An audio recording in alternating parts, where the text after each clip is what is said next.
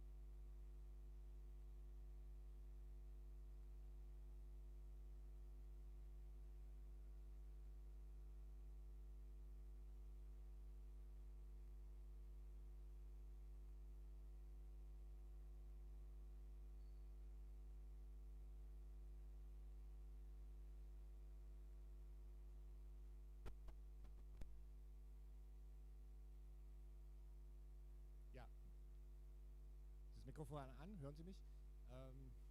Mich können Sie hören, ja. Wir haben hier leichte technische Schwierigkeiten.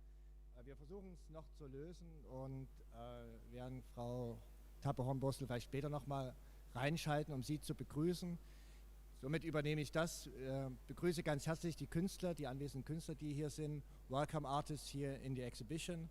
Ich begrüße auch alle, die die Ausstellung mit vorbereitet haben und auch die Unterstützer dieser Ausstellung und möchte jetzt erstmal zu einem Punkt kommen, der sich notdürftig oder notgedrungen mit dieser Ausstellung verbindet, weil es nicht heute irgendein Datum und es auch nicht gerade irgendeine Stunde, sondern die Ausstellung eröffnet ziemlich genau 20 Jahre nach dem Terroranschlag in New York City.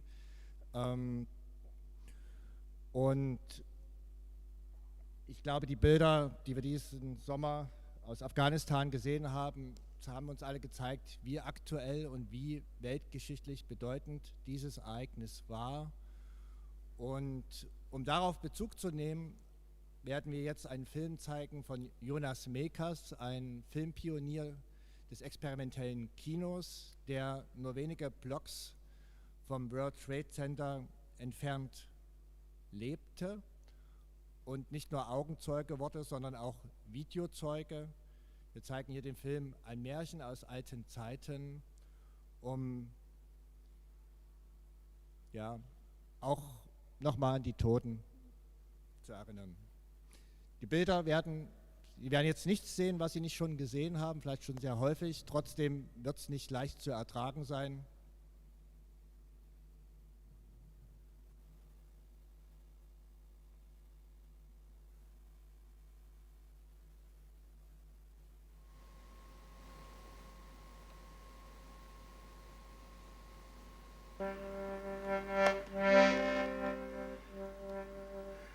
Listen, my child, it was a horrible story, which I will never forget.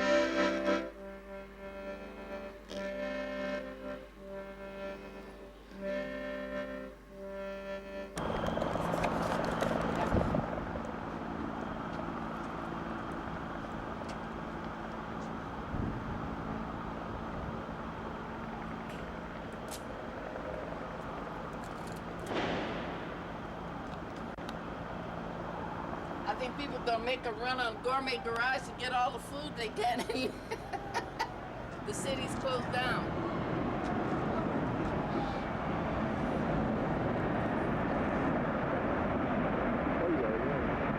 Oh, the tower's gone. Oh, God.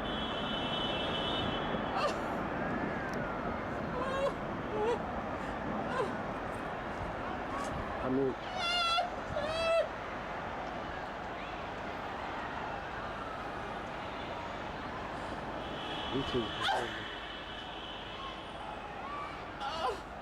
I hope they manage to get some people.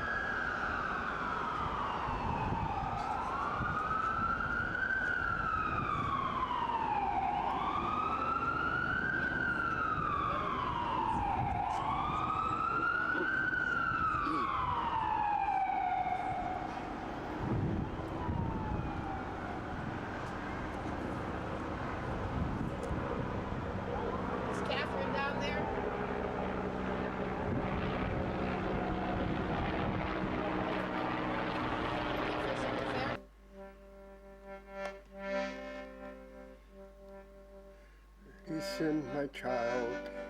Listen, my child. It was a horrible story.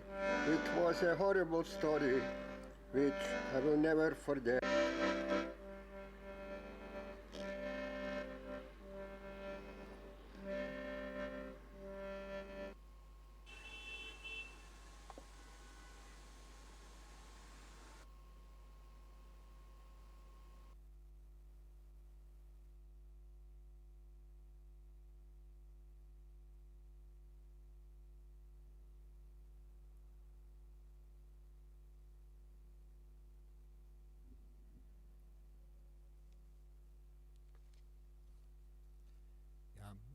Auch wenn wir sehr viel Schreckliches in den 20 Jahren seitdem gesehen haben, kann man sich wahrscheinlich einig sein, dass es in seiner Symbolkraft und Bösartigkeit ein einzigartiges Ereignis war und dass zum anderen vielleicht auch damals schon den Traum, den viele von uns in den 90er Jahren geträumt haben, dass es eine Welt geben könnte in Freiheit und Wohlstand für alle. Vielleicht hat man es damals auch schon geahnt, dass das auch eine gewisse Hybris ist des Westens auf Kosten großer Teile der Welt. Und das ist vielleicht auch der Anschluss an die Ausstellung, die wir heute hier eröffnen. The Future of Cities Not for Granted. Die Zukunft der Städte ist nicht sicher, nicht gegeben. Trotzdem ist die Lebensform der Zukunft die Stadt. Bereits die Hälfte der Menschheit lebt hier. Obwohl die Grenzen des Wachstums längst überschritten sind, nimmt die Welt- und Stadtbevölkerung weiter rasant zu. Millionen Städte und Megacities verbinden sich zu flächendeckenden Metropolregionen wie dem Tappe-Hornbostel in Japan oder dem sogenannten Bosniwosch an der nordamerikanischen Ostküste. Diese Megaregionen bringen die Natur zum Verschwinden. Städte verbrauchen den Großteil der Energie und stoßen das meiste Kohlendioxid aus.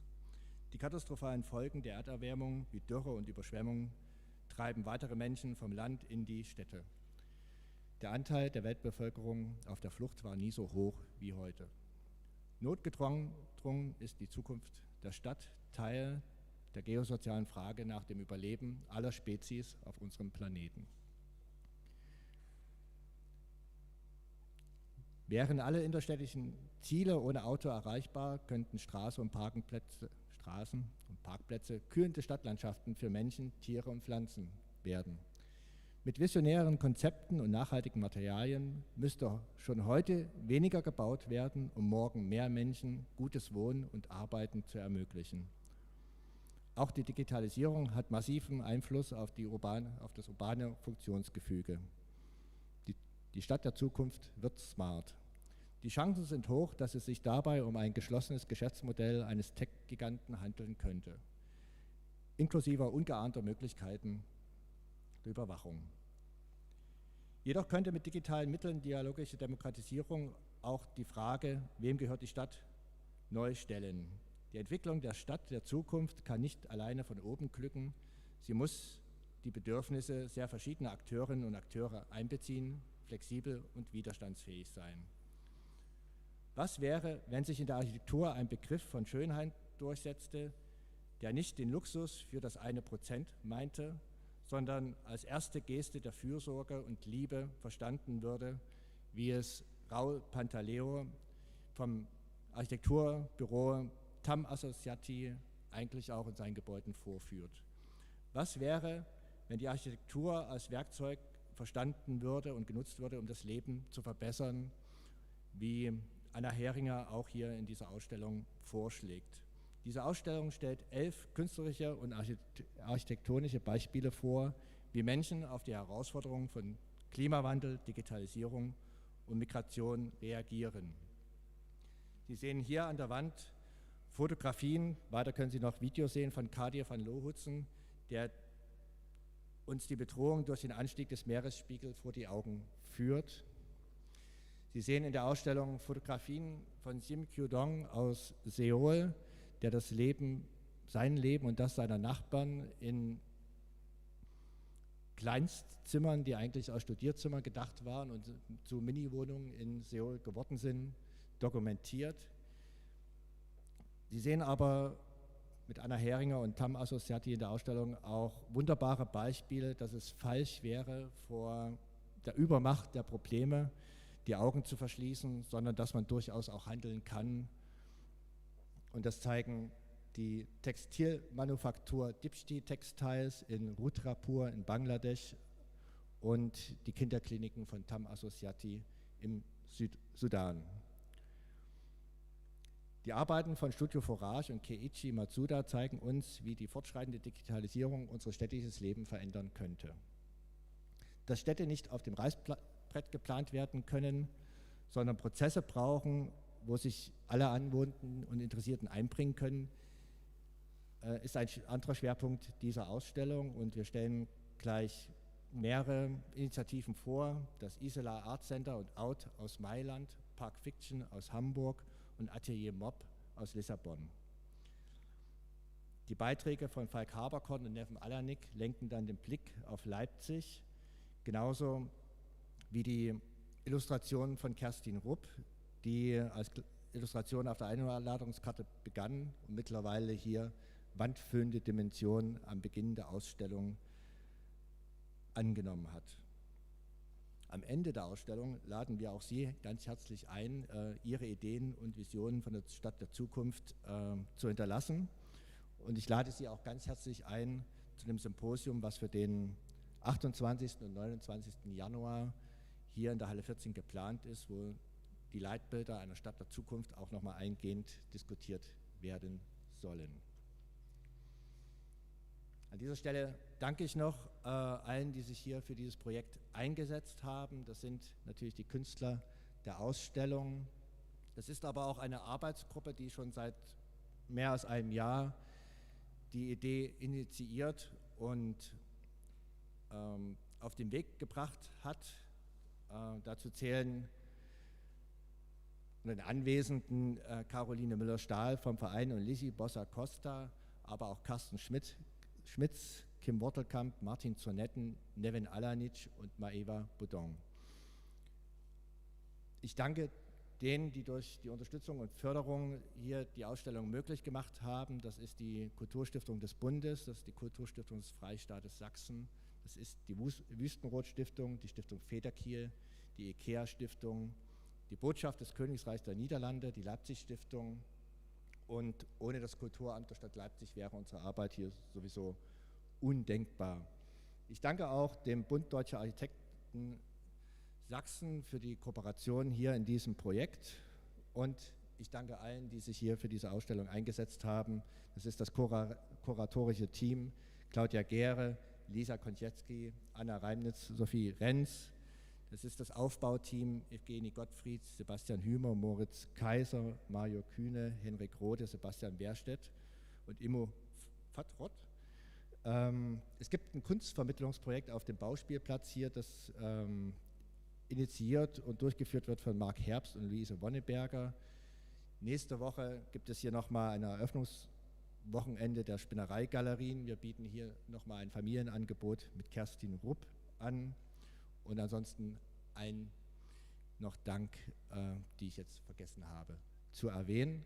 Vielleicht jetzt eine Frage in die Technik, ob es doch noch möglich ist, das Grußwort von Friederike Tappe-Hornbostel zuzuschalten.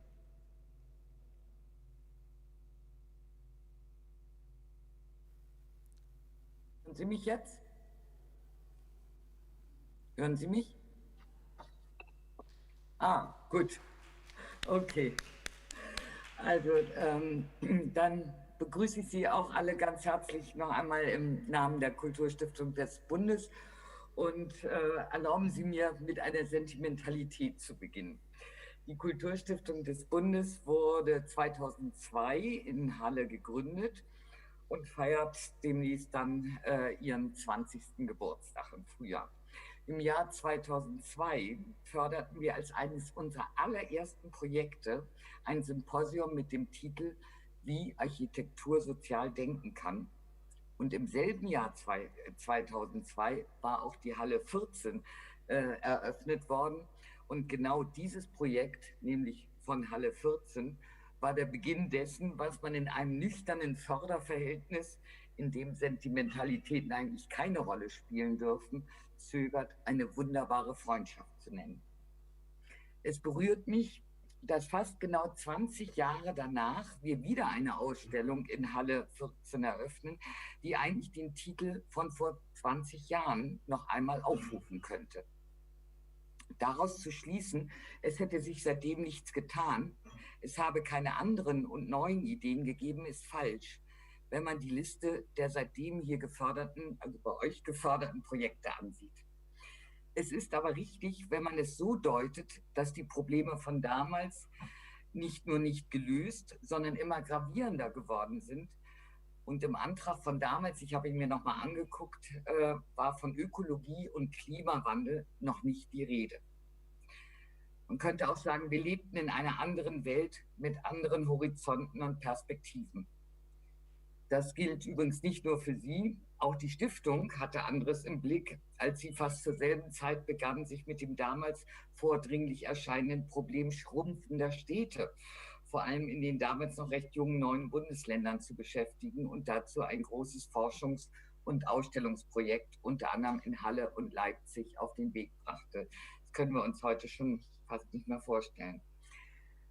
The Future of Cities ist eigentlich eine Variation auf das grundlegende und nach wie vor gültige Thema, das man als Leitfrage aller Kulturschaffenden motiviert, nämlich: Wie wollen wir leben?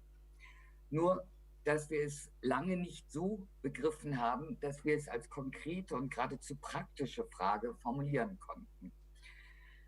Wie wollen wir wo?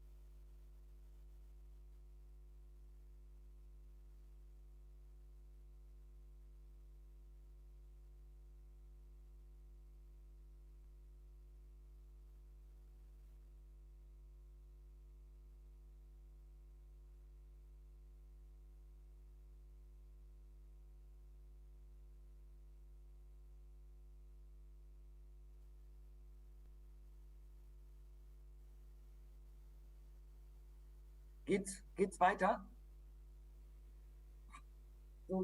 Ich weiß nicht, was zuletzt noch hörbar war. Also ich hatte irgendwie gesagt, ähm, dass sich das Interesse auch an Architektur an Klima und so weiter ja eigentlich erst jetzt, wo die Wohnungsknappheit auch bei uns angekommen ist, auch in die kulturellen Debatten hineinkommt und eigentlich beschämenderweise erst so richtig, seitdem eben auch die bürgerliche Mittelschicht betroffen ist. Ne? Aber auch die Klimaforscher haben das Thema Bauen lange Zeit nicht im Blick gehabt. Erst in diesem Jahr hat kein geringerer als der Klimapapst Hans-Joachim Schellenhuber bekannt, dass er die Belastung durch die CO2-Emissionen, die mit dem Bauen und Wohnen zusammenhängen, lange Zeit unterschätzt habe. Meines Wissens nach werden sie so im Mittel auf 40% der weltweiten CO2-Emissionen geschätzt. Die Flutkatastrophe in Nordrhein-Westfalen und Rheinland-Pfalz hat uns drastisch vor Augen geführt, dass wir auf den Klimawandel in unserer Art zu leben und zu wohnen nicht eingerichtet sind. Und dass dies keine Probleme sind, die weit weg sind, sondern buchstäblich vor unserer Haustür liegen. Dass uns das Wasser klimatechnisch gesehen bis zum Hals steht. Was nicht in unser Gefühl, in unsere Wahrnehmung eintritt, erreicht eben unser Denken nicht. Und jetzt müssen wir nicht nur das Denken nachholen, sondern gleichzeitig radikal umdenken. Wenn Architektur, Stadtplanung, Klimawandel und auch Migration bzw. Einwanderung zusammengedacht werden, wächst endlich zusammen, was zusammengehört. Das ist ein Hoffnungsschimmer. Überhaupt wird und muss sich das Berufsbild des Architekten oder des Stadtplaners ändern. Wir haben nur eine Chance, wenn sie im Verbund mit Ökologen, Bauphysiologen, Bautechnikern, Ökonomen, Soziologen, Philosophen, Materialwissenschaftlern, Integrationsbeauftragten, Meteorologen und so weiter und so fort.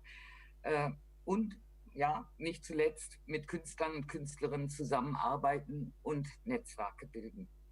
Diese Ausstellung gibt einen Eindruck davon, wie wichtig Impulse von Künstlern sind. Es wäre leichtsinnig, die vielen drängenden und ungelösten Fragen ohne sie in Angriff nehmen zu wollen.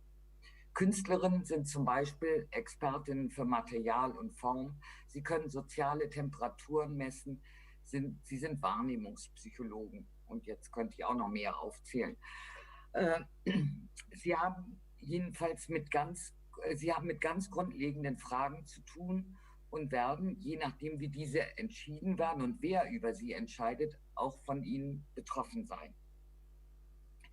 Wenn zum Beispiel richtig ist, dass die Baumaterialien des ökologisch verheerenden 20. Jahrhunderts Stahl, Beton und Plastik, das mir noch im Design waren, dann stellt sich die Frage, ob wir eine Revolution, eine Neuerfindung und Entwicklung von Baumaterialien brauchen, die jene des 20. Jahrhunderts ablösen. Oder sollten wir ganz auf Neues verzichten und nur mit dem Vorhandenen, aus dem und mit dem Bestand bauen, um damit der Wachstumsdynamik Einhalt zu gebieten? Wie aber begegnen wir dann dem wachsenden Bedarf an Wohnräumen in einer Einwanderungsgesellschaft und wie unterbinden wir Spekulationen? Wie könnten durchsetzungsfähige politische Maßnahmen aussehen, die demokratisch legitimiert werden könnten? Oder ist auch das eine Illusion, wenn man dem Klimawandel effektiv etwas entgegensetzen will? Könnten wir vielleicht beim Baurecht anfangen, das in vielen Aspekten nicht mehr zeitgemäß ist? Sie sehen, es gibt Fragen über Fragen und ich bedauere auch jetzt nicht vor Ort zu sein und mit Ihnen über solche Fragen anhand der künstlerischen Arbeiten ins Gespräch kommen zu können. Ich denke aber, es reicht. Sie sehen, es sind ganz große Fragen und welche, die wahrscheinlich, fürchte ich, erst beantwortet werden, wenn es droht, zu spät zu werden. Aber wie dem auch sei, ich glaube jedenfalls, dass Sie möglicherweise auch die klügeren und besseren Fragen stellen und mit dem, was die einen zeigen und die anderen sehen und hoffentlich alle gemeinsam diskutieren, kommen wir auch hoffentlich alle weiter. Im Namen der Stiftung bedanke ich mich bei Michael Arzt, bei den Künstlern, bei dem Vorbereitungsteam und dann bei all denen eben, die im kuratorischen Team dafür gesorgt haben, dass es so geworden ist, wie es geworden ist. Ich werde mich in der nächsten Zeit mit Sicherheit da nach Leipzig aufmachen und mir das auch vor Ort angucken und wünsche Ihnen auf jeden Fall jetzt eine anregende Zeit und freue mich auch auf das Symposium im Januar und denke, dass das uns alle ja, zum Nachdenken bringen wird. Und was Besseres kann es gar nicht geben. Also viel Erfolg und eine angenehme Zeit. Danke Ihnen.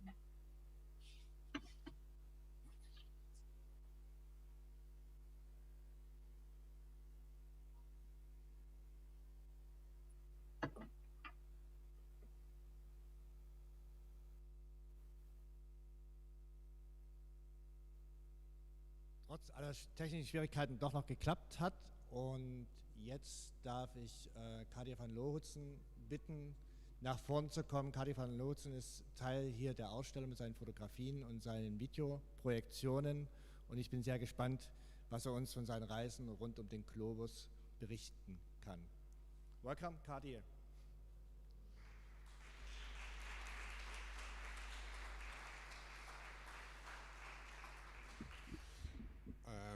Guten Mittag alle.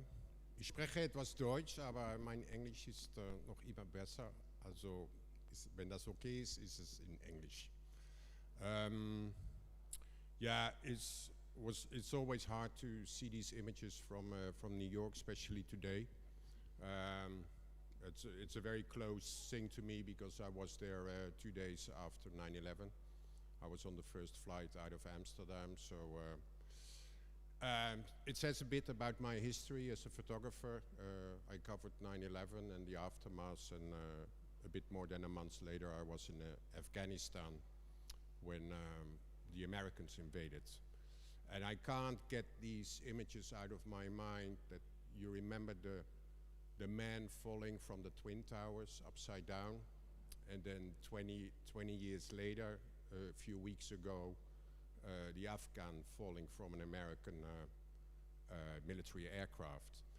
So yeah, we think about you people in New York, and obviously, you know, I think we never could have realized how much 9/11 changed the course of history. The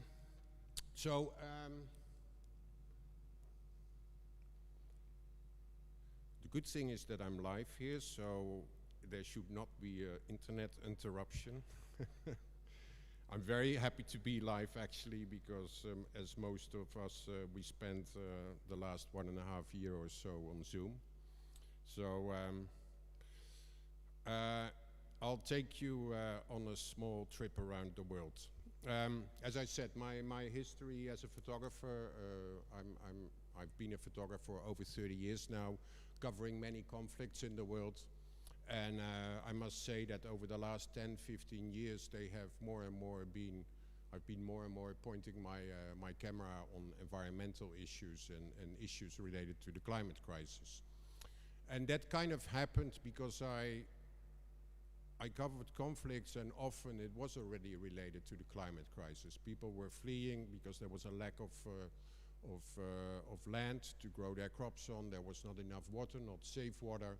So it's kind of directly connected to it for me.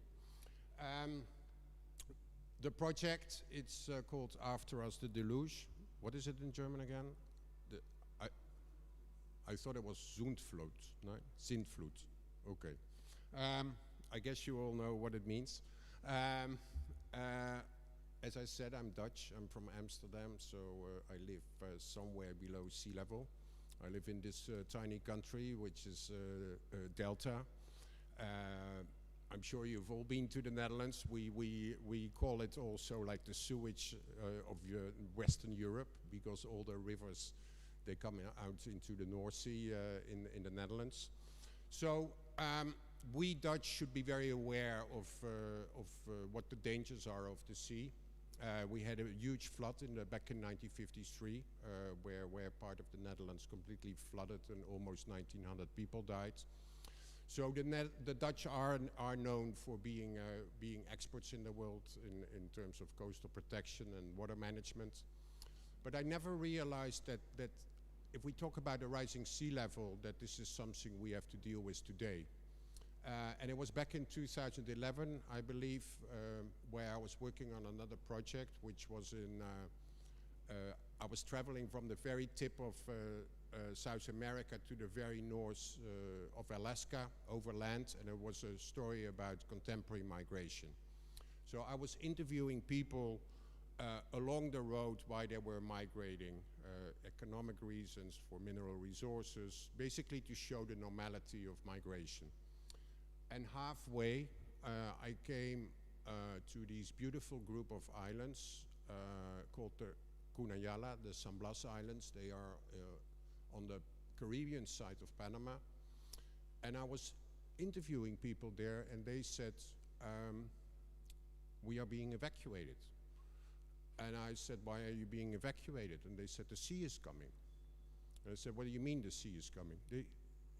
People said, you know, the sea level is rising. So being Dutch, I felt a bit stupid that people on the remote islands in Panama had to tell me this. But it was kind of the first time for me that I realized that this was not a problem of the next generation or generations, but that this is a problem of today. And I started to do research because I thought if it's happening there, it must be happening elsewhere as well.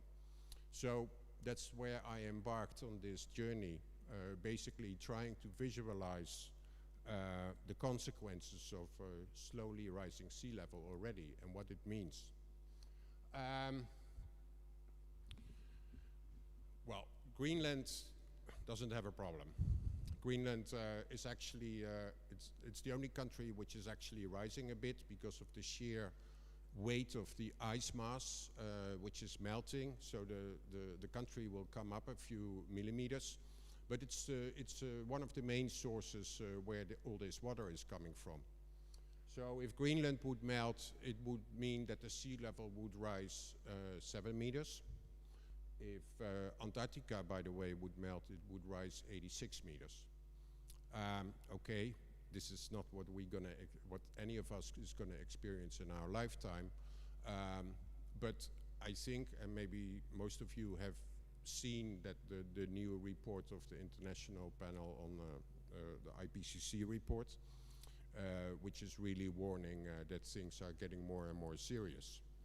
So I went to Greenland basically to show what's happening and how quickly it is happening. This was very interesting. I was allowed at the scientific station. This is on the middle of the ice sheet, where the ice sheet itself is about 3,000 meters thick. By the way, it was 2 weeks ago that they experienced the first time it ever rained there. This is a scientific station where they are actually drilling right through the ice till they reach the bedrock. And the reason they are doing this is to see how the climate has been evolving over the centuries or over the thousands of years. So what you see here are the ice cores they're taking out of the ice, and it's basically incredible. It's like a history book. So what you see here is ice which came from about 1,500 meters deep, and it's about 20,000 years old. And they can exactly see when there was a hot period in the world, when there was an ice age. And the reason they do this here, it's because it's the start of an ice flow, and that's something new we didn't know. It's a huge frozen river which is moving towards the ocean, and is actually the reason why the sea level rise is speeding up. So this station is moving about 15 centimeters a day, which is quite incredible. That you wake up the next morning and you're 15 centimeters elsewhere.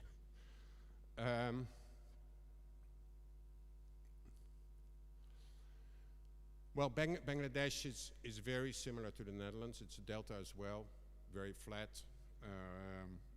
And that's probably where people feel really what's happening. The delta, there are about 50 million people.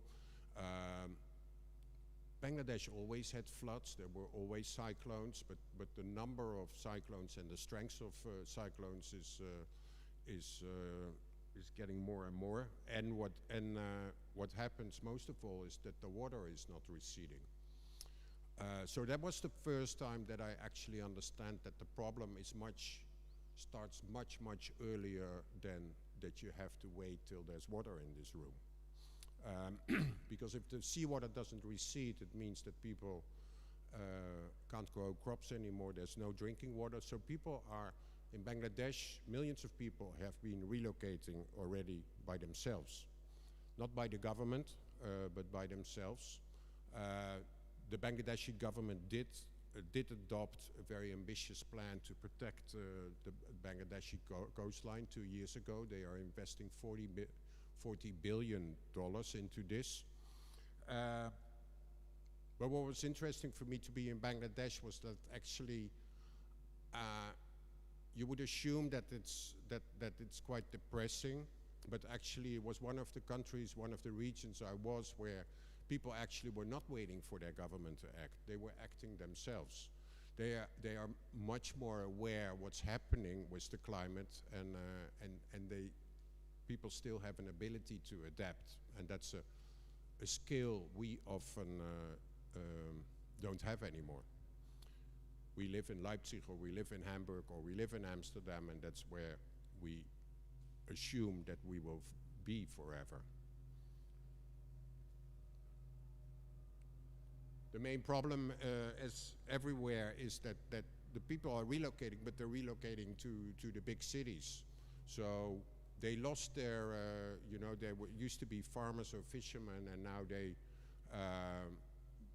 can't do their profession anymore, and often become unemployed and end up in slum areas.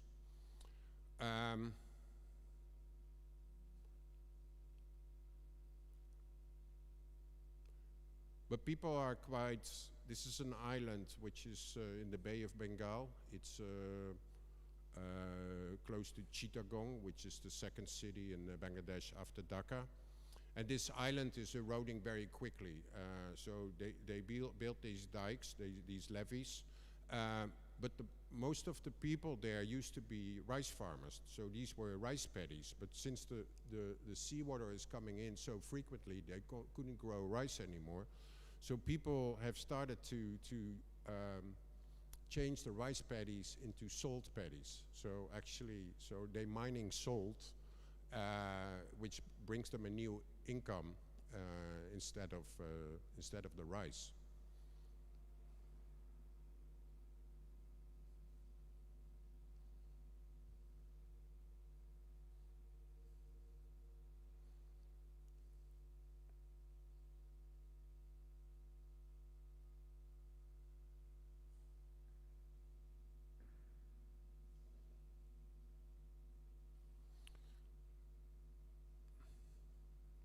So these are actually people, women who fled these islands already. They went to the mainland, and you could call them climate refugees. So they were actually going to a protest because they were being evicted from their land because the land was purchased by a project developer. So the next morning when I came to the community, it all burned down, and which meant that the people were displaced again, and they assumed that it was the project developer who put the whole place on fire to get the people out.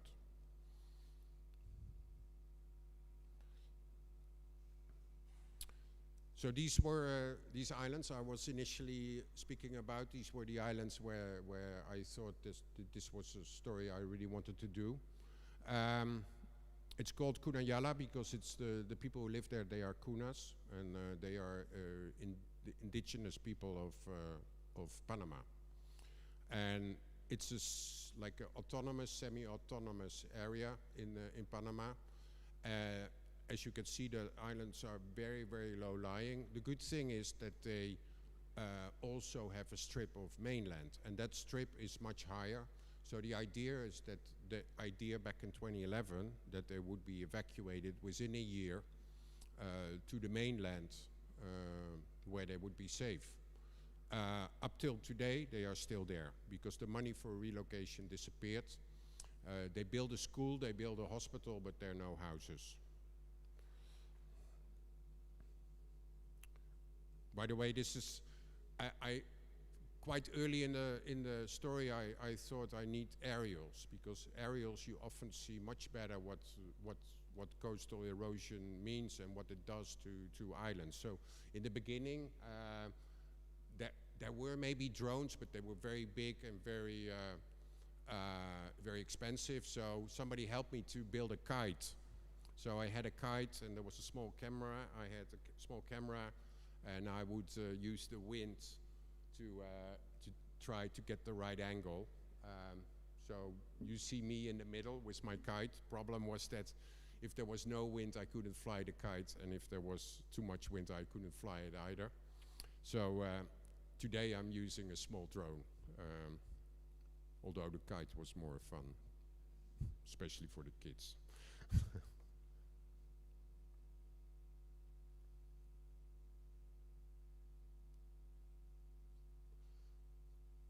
So this is the plan for relocation. This is actually a site for relocation. It's being prepared already, so houses can be built, but it still didn't happen.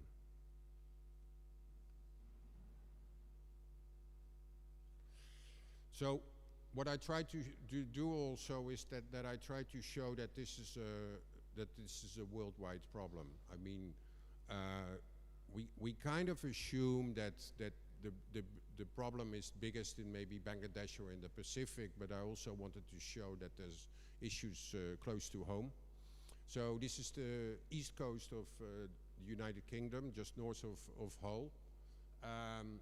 The coast is eroding, which is a very natural phenomenon, but the difference is that it's eroding very fast now because of the sea level rise. Sea currents are changing as well. So this makes it into the fastest eroding coast of Europe. They're losing about 2-3 meters a year. So the houses you see here, they don't exist anymore.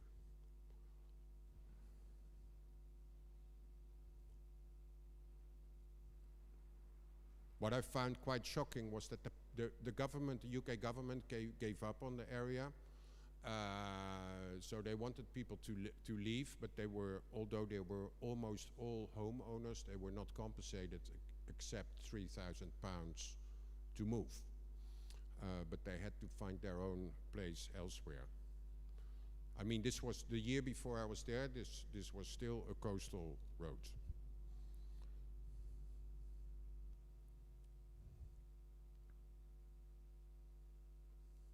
Still flying the kite.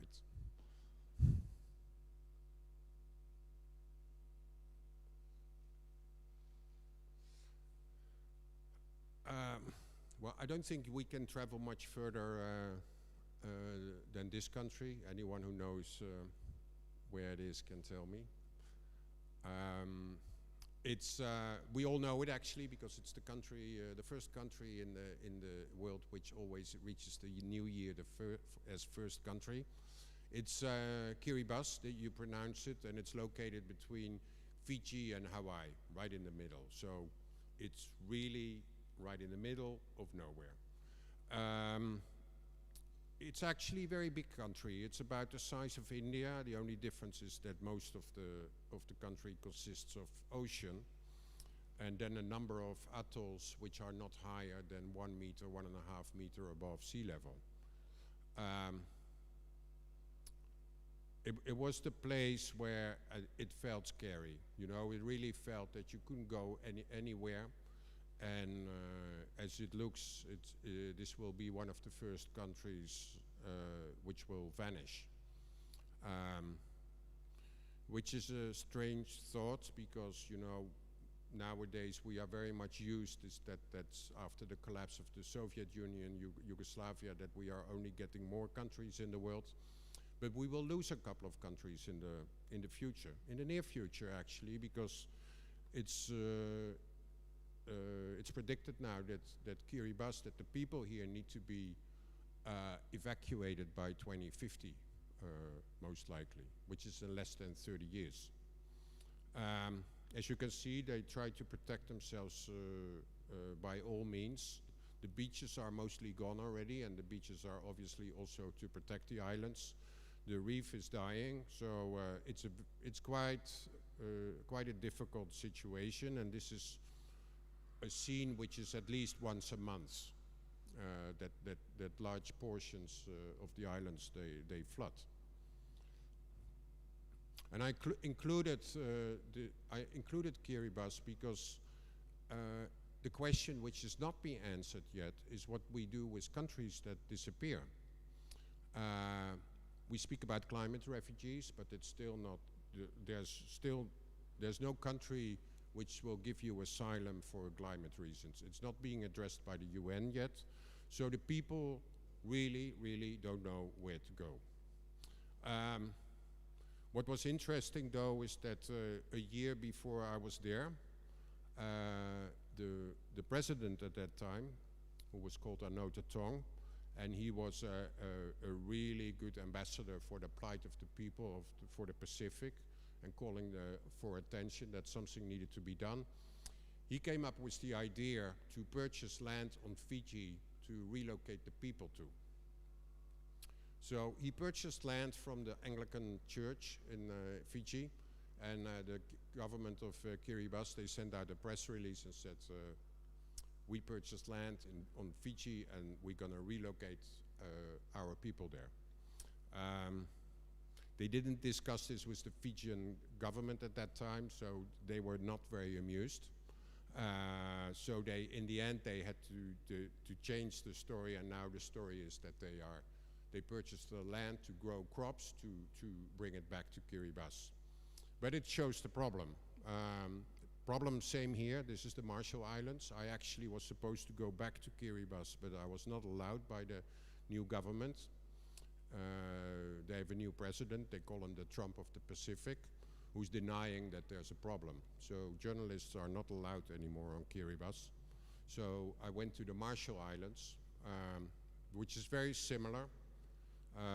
You might remember the Marshall Islands. It was the Bikini Atoll where the Americans did their nuclear tests back in the 40s and the 50s.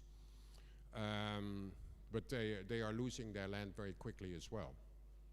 The only advantages that the people from there have is that the American government in the end acknowledged what they did, and they are compensating the government, and it also means that if you are from there, you can automatically get a green card if you want to move to the US. But many did and came back because they just couldn't find their way in the US, and they felt that they were losing their culture and their language.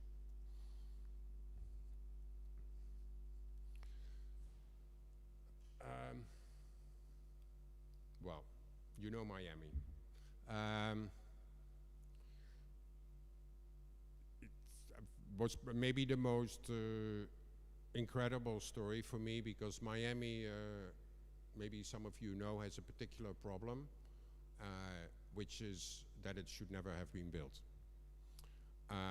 Because it's built on limestone. And limestone, the characteristics of limestone are that it's porous.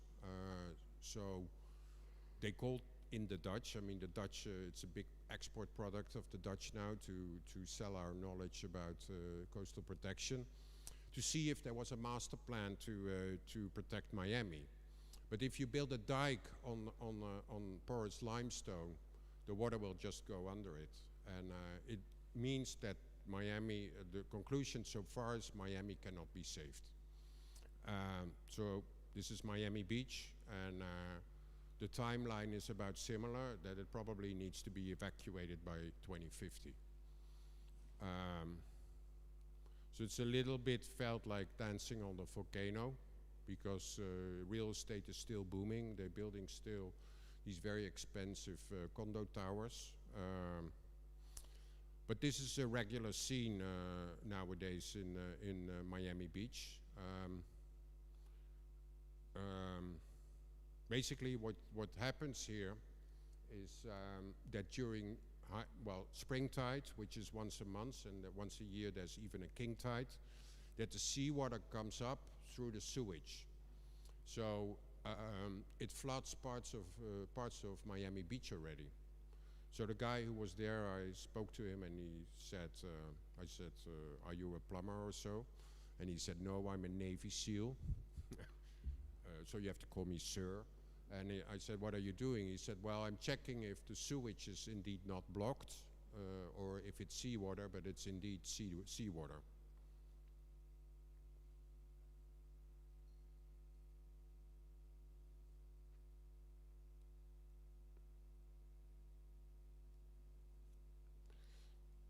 So when I was there the last time, there was this hurricane, not the last one, right, Ida, but this was Hurricane Michael. It was moving very quickly to the north coast of Florida. And I basically went there. I mean, again, cyclones and hurricanes, they always have happened, but they are more frequent now. They're faster and they're much stronger. So basically what I wanted to do by going there was to show what happens if there's no coastal protection at all. Most of the US coast is not protected by any form of protection. People build on the beach, and if a storm surge comes in, it basically flattens the whole area.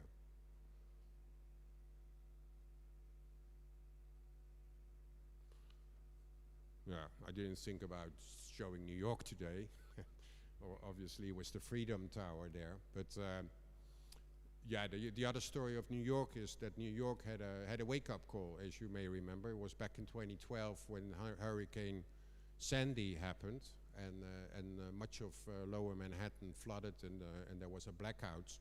So New York had a wake-up call, and there's a master plan now to protect New York from a rising sea level. The problem is that the master plan is designed just for Manhattan, and it doesn't protect New Jersey or Brooklyn or Queens or Rockaway. So it's very questionable what will happen with New York in the future, and if it's going to remain as well. As you see, I mean, this is super expensive property on Long Island, the Hamptons, and it's built right on the beach. There's nothing to protect those houses.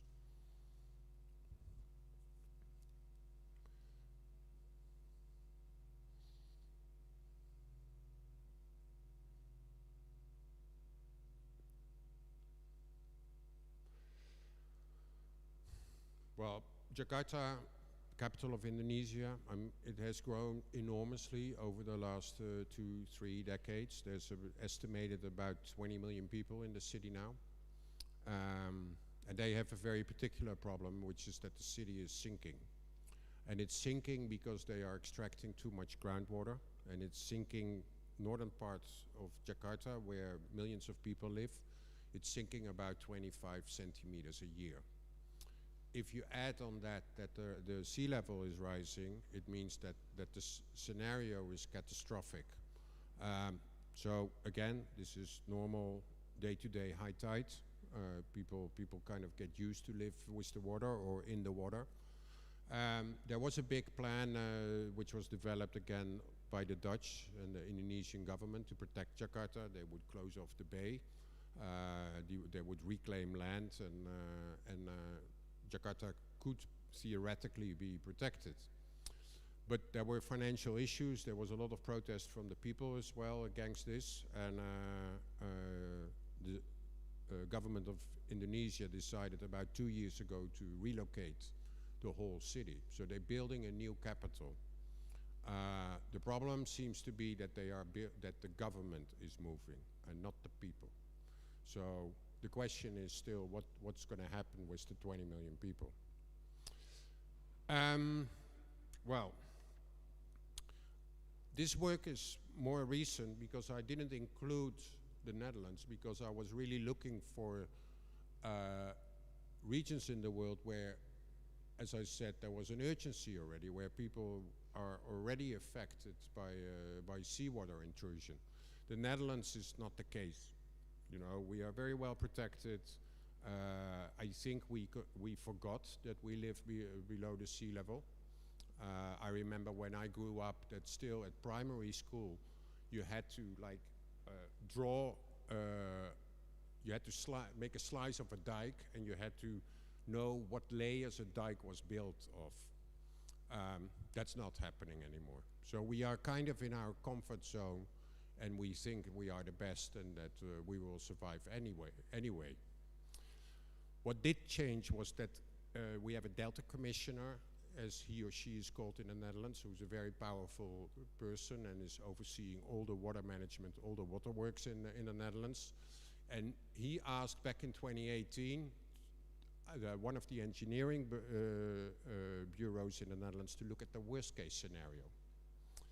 And they came with a report which said if the Netherlands, and obviously the rest of the world, is not doing anything, the sea level will rise by the end of the century in the Netherlands 1 to 3 meters. The Netherlands can deal with 1 meter, 2 meters becomes really problematic, and 3 meters is catastrophic. And we know how long it takes to build our dikes. We know how complicated it is. We know how expensive it is. So, as I said, you know, the clock is ticking so fast. And for some reason, if we talk about the climate crisis, we always think that it's not going to be as bad as being predicted. although all the reports, I mean, there was already 1971, you remember the Club of Rome, who gave a very stark warning about global warming. We don't seem to want to treat this crisis as a crisis.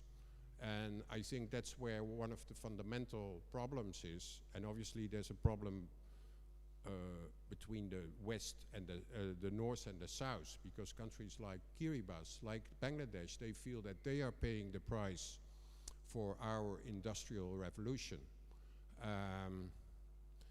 And obviously the climate crisis doesn't make a difference if you're rich or poor, or rich or poor. So whether you're in Miami or in Kiribati, it's gonna affect all of us. So I think there's a wake-up call now. I think we understand now, including the Dutch. This is enforcement of one of the main barriers in the Netherlands, that we really have to act. And there was another stark warning which said that if the Netherlands doesn't act today, that we will lose our credit status, which means that to invest in the Netherlands will become less attractable.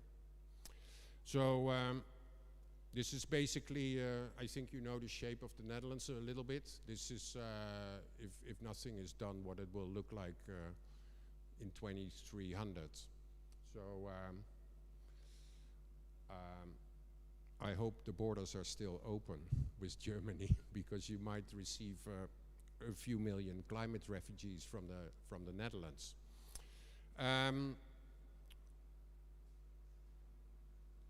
Well, thank you very much, and I would like the image. There are some images on the wall, but I would like inside.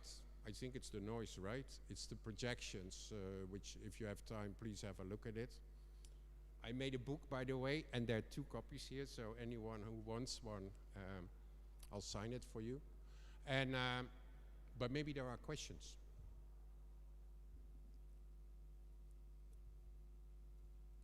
Is there a mic or? Yeah.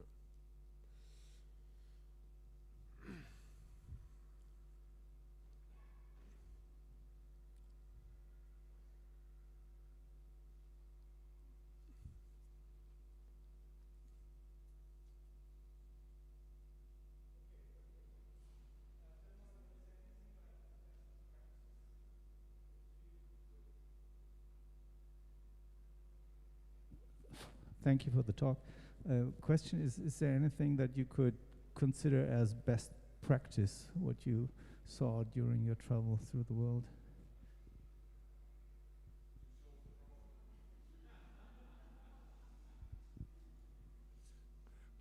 I mean, I don't know. I mean, I said it a little bit, that I think that that we lost our skill to adapt. You know, I mean, it's true, right? I mean, people who are very skeptical about this whole idea, if there's a climate crisis, they say, well, the sea level has been much lower before, has been much higher before, which is true. The difference is that used to happen over a course over hundreds of thousands of years, and now this is happening in 2 generations.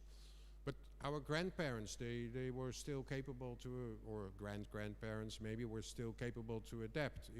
If the Netherlands, if there would be a flood in the Netherlands, we would build a small hill, and that we would put the farm on, and then the farmland would once in a while flood, but we would be able to deal with the situation. So I don't know. I mean, I don't want to see it as something very apocalyptic. Because I think if we learn to deal with this and we think about this, but we think about this early enough, which is yesterday, we cannot solve it. We lost the turning point. That was in the mid-80s, where we could have changed the course of the climate. But we can extend it. And, you know, I mean, it's not a matter of if the sea level will rise 1 meter or 3 meters or 5 meters. The question is when.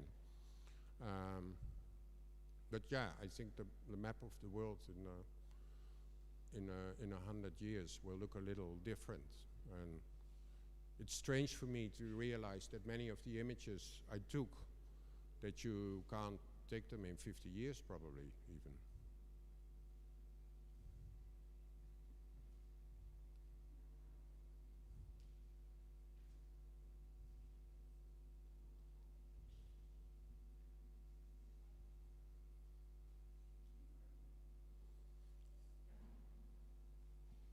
So we were talking about the Dutch school books with the dike in it. Have your pictures made it to the school books of the Netherlands? Not yet, but we are making a children's book out of this one, which I think is a great idea, and I think, you know what, to add on also what you said before, what gives me hope is a young generation.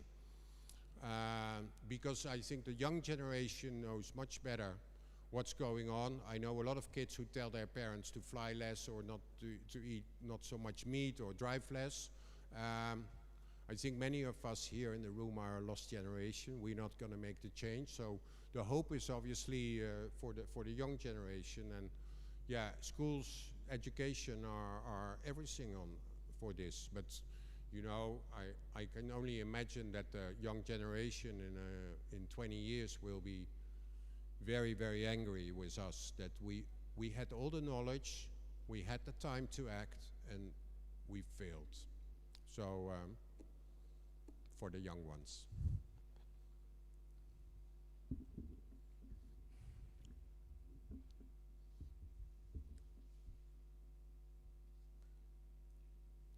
Yep.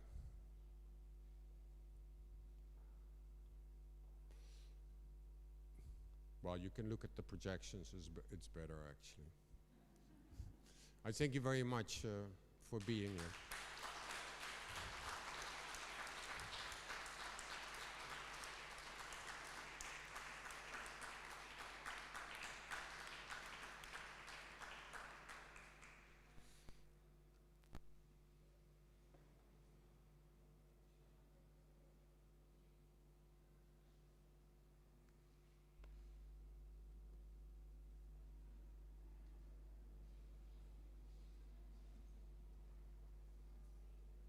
Yeah.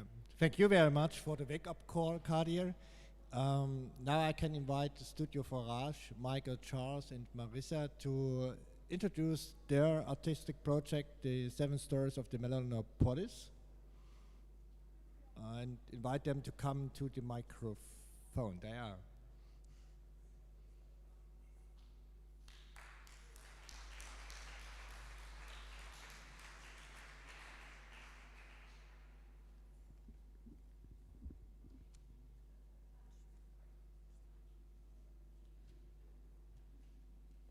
Hello. We'll get started in just a moment. Okay, great. Hello, everyone. My name is Michael Paserno. I'm joined up here by Charles Rickleton and Marissa de Munda, and we together are Studio Forage. We are an experimental architecture practice based in London. We call ourselves an experimental architecture practice because we work across a few different disciplines. In particular, we look at architecture, urbanism, and human behavior. But most importantly, what we look at is storytelling. We look at how to explore changes that are happening in cities, in our environment, in our world, and how we explain those through often creative means. So our project is behind right this screen. It's called 7 Stories of Melanopolis. And we'll take you through that today. Before we do that, I'm going to talk a little bit about where this project comes from, because the grounding of where it started is quite interesting. So in 2019, our studio was invited to participate in the Shenzhen, Hong Kong Bi-City Biennale of Architecture and Urbanism. A very nice, tidy title. This was in 2019, in December of 2019 in Shenzhen, and it was called the Eyes of the City exhibition. And in particular, what we were looking at is how is the city changing, and as the city becomes adopted with new technologies, oftentimes technologies that can see us and can respond to our movements and our actions, how does that change the city? What are the eyes of the city in this new world? The exhibition took place in China. It took place in Shenzhen, right on the border between Hong Kong and Shenzhen. And this is a very interesting time to present there. Ignoring the fact that it opened December 2019, and if you recall what happened in that time, quite difficult to be in a train station. But we started at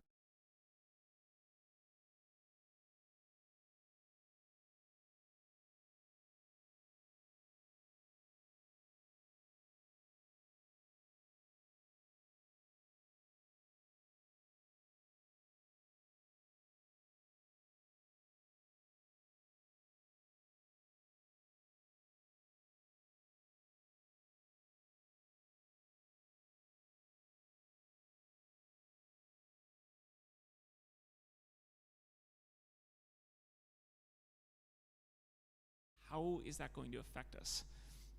And oftentimes what happens is when people talk about this future city, and they talk about it embedded and filled with this new technology, it tends to be either grand utopian visions where everything is wonderful and everything is perfect and technology has solved every single problem we might ever face. Or it tends to go the opposite direction. It tends to go very dystopian. It goes Terminator or AI. It goes this route where the city begins to attack us and the machines turn on us. We don't think that's going to be the case. We think the future is going to be neither grand utopian nor grand dystopian, but actually kind of messy, a bit like what we have today. And this is really driven by this idea and the theme that we've been talking a lot about, and people are focusing on, which is the idea of the smart city. When I first started architecture school, we were looking back on this earlier and realizing that smart city has been a term that's been used for quite some time. And we were asked earlier this morning, what is a smart city? How would we define a smart city? And what's funny is for 10 to 15 years as we've been talking about that, it's still a term that actually does not necessarily have a very specific finite meaning. It really depends on who you ask. If you ask a private corporation, a technology company, they might tell you a smart city is one that's more efficient, it's one that's more effective, it's one where things operate more seamlessly. Usually they say that depending on the technology that they might be trying to sell to the city. And if you ask a city government, they can often be sometimes quite ambitious and very good things. We want to make the city more sustainable. We want to use less energy. We want to make the city adapt to people's different needs and change over time. But what is true, and I know in Leipzig as well, smart city is something that the city is going for, is that this happens all throughout the world, no matter where you go to. There are, I think, 500 million different news articles just on Google Scholar, just specifically looking at the idea of the smart city. There's so many people talking about this, but really this is very unknown still what that is. Can I have the next slide? So what we did and what we're going to introduce you today is this sort of futuristic view of the smart city, which is how do humans respond in it? When artificial intelligence becomes embodied into the city, what happens to this future place? And how do people respond? Do you want to take us through it? There's a video that's going to come. Can I introduce it? Yeah. Sorry. Basically the project we sort of, like Michael said, we're interested in storytelling and kind of exploring something on a really individual human level. And also just for context, as we mentioned before, this project started in and was first exhibited in late December in Shenzhen, and it was a project which was sponsored by the Chinese government, essentially, amongst other things. So it was subject to kind of heavy censorship. So everything we had to, any words we put up had to be kind of written in specific ways, checked, taken back, if there were censorship issues. So we sort of approached this by, we were like, okay, we're going to write 7 stories that kind of attempt to hint at certain bits of technology and AI which is in place in China without really directly referencing it, in a way that we could sort of get past censorship. So one of the ways we did that is that the stories which you can read over there are sort of quite light and somewhat absurd, and sort of make strange, vague references to some of the technology that was in place at the time. So yeah, for that reason, they're sort of written in a quite specific way. But yeah, so if you play the next video. Okay, so this video is a sort of like little thing we made before the 2019 exhibition, which is like a sort of taster, kind of, just a sort of a thing that kind of gave a hint of each story in a really kind of basic way. But it should play. It's playing.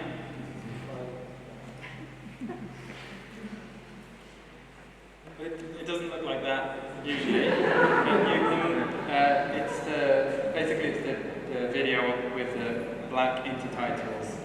Not the one that's playing now, inconveniently, but it'll be the next one that's playing over there.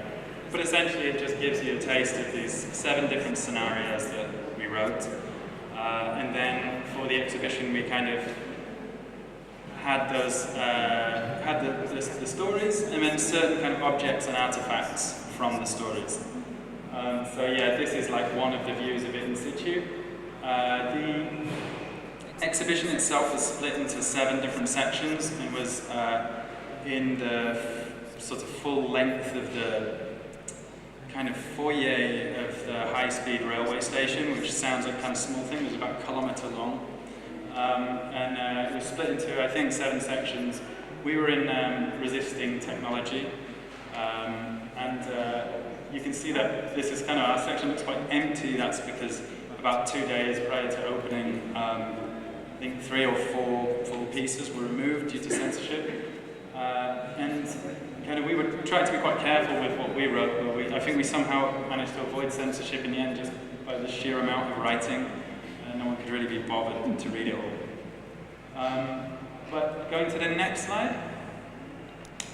Yeah, so basically, because there's like 7 stories and you can read them, and then for what we've done for this exhibition, we've kind of taken 3 of those stories which use vision recognition and kind of explored them a little bit further outside of the context of the original exhibition in China.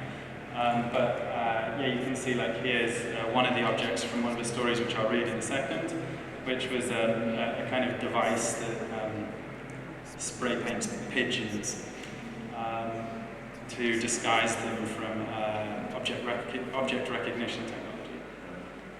So, yeah, so I'm just going to read like one of these. So on the next slide maybe it's just pigeons. So for the project, essentially what we did was we created Melanopolis, which was this fictional near-future city, and then 7 residents, and we had 7 sort of contexts, 7 citizens, and 7 responses, each one relating to that specific story. So this one is the pigeon problem. So the context. By the year 2029, Melanopolis had developed an unimaginable pigeon population. Despite the protestation of some of the residents, it was agreed that the number of pigeons needed to be controlled and significantly reduced. Melanopolis set out to count and control this population through a large system of cameras installed throughout the city's parklands and plazas, networked to an AI trained to identify different bird species. If the population reaches a certain level, grain laced with poison is released at common pigeon feeding sites. The poison has been engineered to kill pigeons, but to leave the other wildlife unharmed.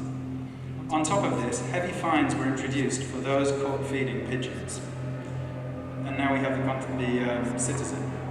Adachi is a long-time resident of Melanopolis, who has seen the city change in many ways over the years. She loves animals, and as a child used to breed racing pigeons. In her old age, feeding the pigeons in the park is one of her greatest pleasures in life. And as she understands that the pigeon population has gotten out of control, strongly objects to the culling of such large numbers of birds, and crafts a solution for the problem. And this is the intervention. A series of catch-and-release pigeon traps that spray the pigeons various bright colours using non-toxic inks. The colours are sprayed in the form of different shapes to confuse the AI. As a result, the network is unable to identify them properly, instead classifying them as different types of birds or even other unusual objects that cannot be identified confidently. If we go on the next slide. That was a sort of schematic. And on the next one. And then, yeah, so one of the three things we have in this exhibition really just sort of, I mean, when we wrote these stories originally, they were kind of, you know, as I said, in a very specific context, and they're quite absurd. But we actually just started thinking about these things more broadly and started playing more with the actual technology. So, this is one of the kind of pigeon things that we have in the piece that you can see. And this is just viewing it through Google Lens, which, if you have Google Photos, is a feature of it. Yeah, as you can see, it can clearly identify that this is a pigeon. So if you go to the next slide, and then I think we start thinking, like, what is it seeing as a pigeon? Because it's easy to assume that machines see like us, but they really, really don't. And I think AI in general is, and computer vision is sort of very good at seeing some things that's hard for us to see, but then totally the opposite. Some things which are amazingly obvious for us are impossible for machine learning to grasp. So this one I was like kind of thinking about a macaw, just kind of parrot, and just sort of like masked out and sprayed little bits of the pigeon to see if I could convince the Google Lens that it was a macaw, and it worked. And if you see the next one, and yeah, so this it thinks is a lovebird or parakeet or maybe even a peacock, because it kind of sprayed these circle patterns on the back. And the next slide. Again, lovebird, birds of paradise. So we can clearly kind of see that the technology is using color a lot to help identify them, whereas you might assume that it would be using more outlining. And on the next slide, and probably most of them that came up are just exotica pigeons. So there is some outline use, particularly the kind of strength of the feather patterns on the replica models kind of comes through, and it can see quite often that it's a pigeon, but the color is usually enough to kind of confuse it into thinking that it's not a domestic pigeon, which makes sense. And then the next slide. And then what we started doing was, if you like, using that technology in reverse. So kind of flipping the lid on the computer's, on an AI's brain, and asking it to generate a pigeon, and through that trying to see what it's looking for. So this is a pigeon image that it generated, and obviously to us this is not a pigeon, it's kind of a pigeon-flavoured thing. So it doesn't really have eyes in any coherent place, there's no beak, but it's feather texture and colour, there's something there.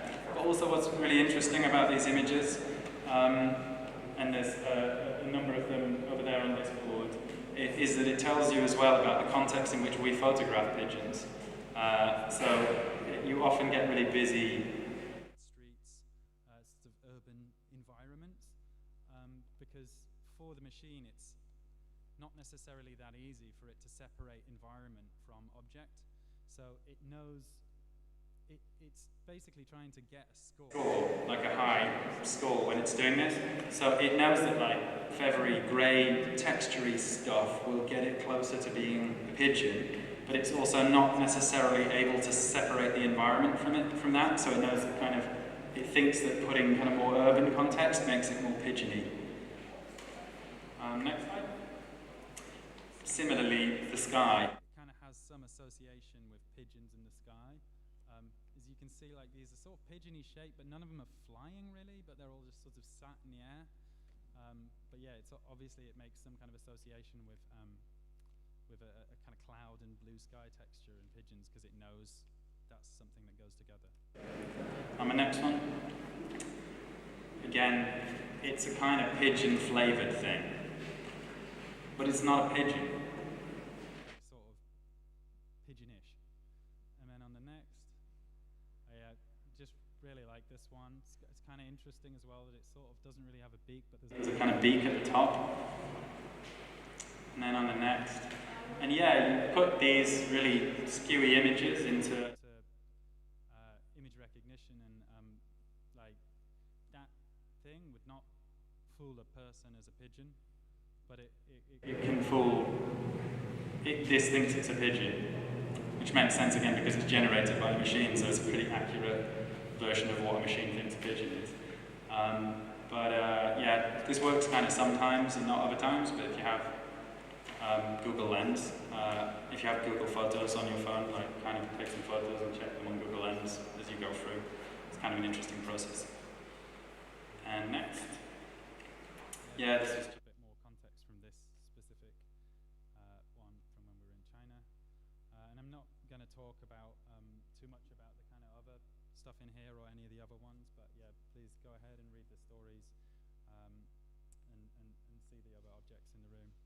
And now we're just going to talk a little bit about the technology more specifically from Marissa, just briefly, but and then we're going to show a short film which will hopefully play, but if not, it's over there that Marissa's made for the exhibition, and then we can take some questions.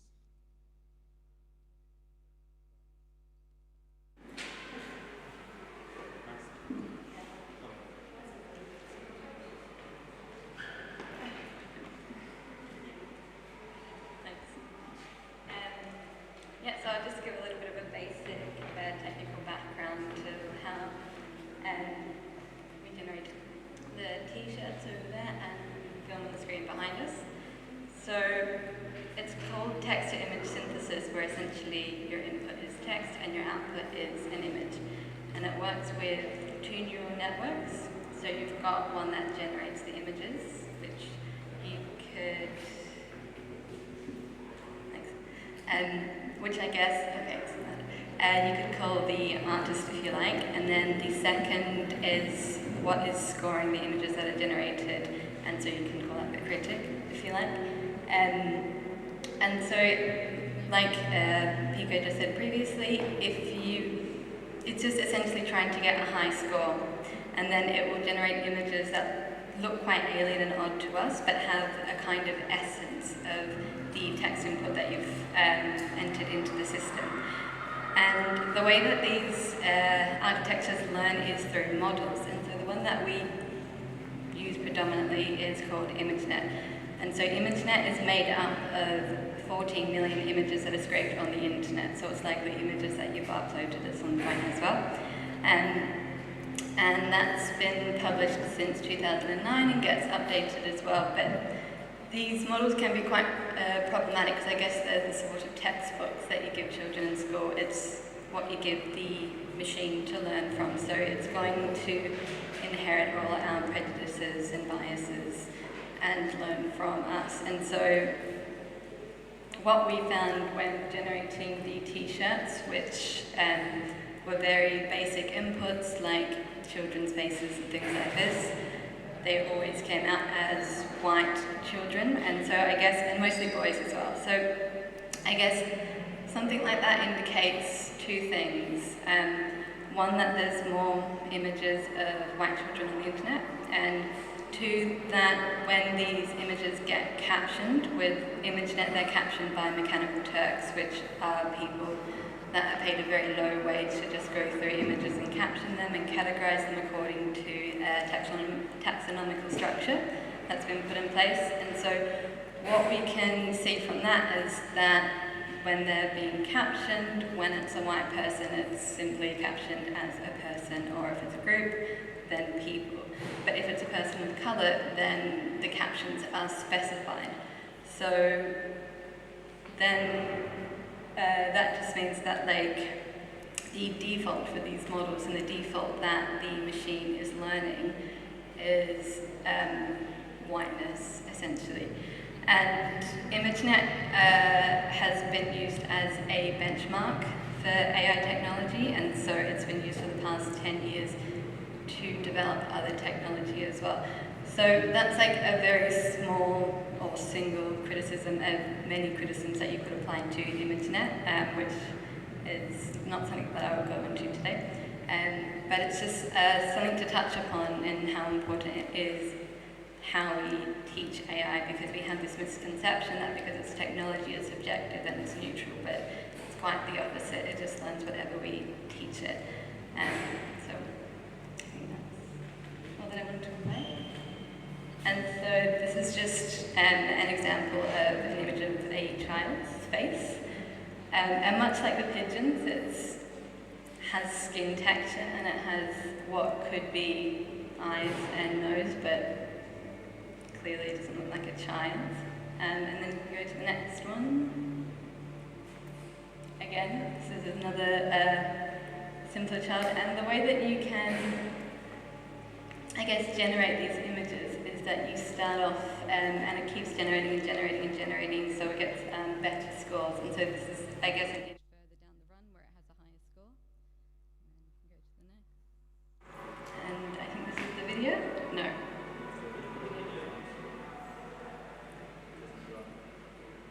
Okay, so the video doesn't, but you can have a look at it on the TV behind us.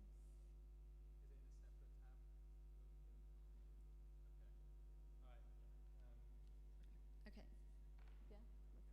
Okay. Well, the video is just I guess, created by generating all the images with the different prompts, and then they get put together as frames to create a sort of sequential transition throughout the images, and you'll just be able to look at it on the TV behind it when you go through the exhibition. So.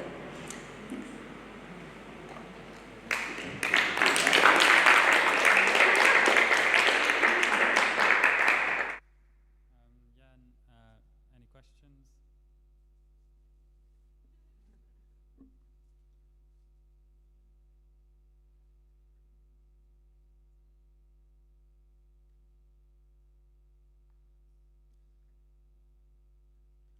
Cool, thanks.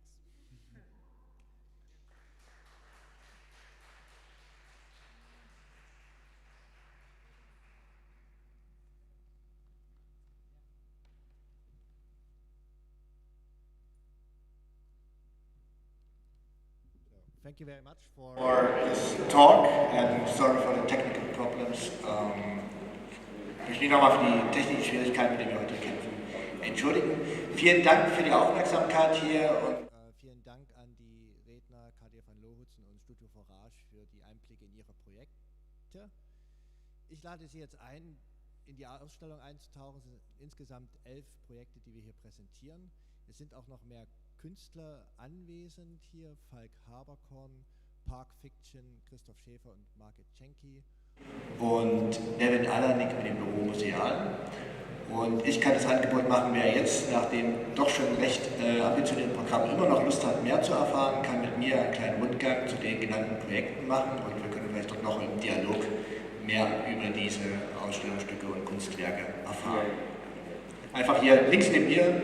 Und ich kann auch nächste Woche nochmal sagen, da kommt noch eine Vertreterin des Isola Art Center. Nächste Woche ist ja hier nochmal Eröffnung der Spielereigalerien und stellt das Projekt Isola Art Center vor. Ansonsten gibt es das Symposium. Danke soweit für die Aufmerksamkeit.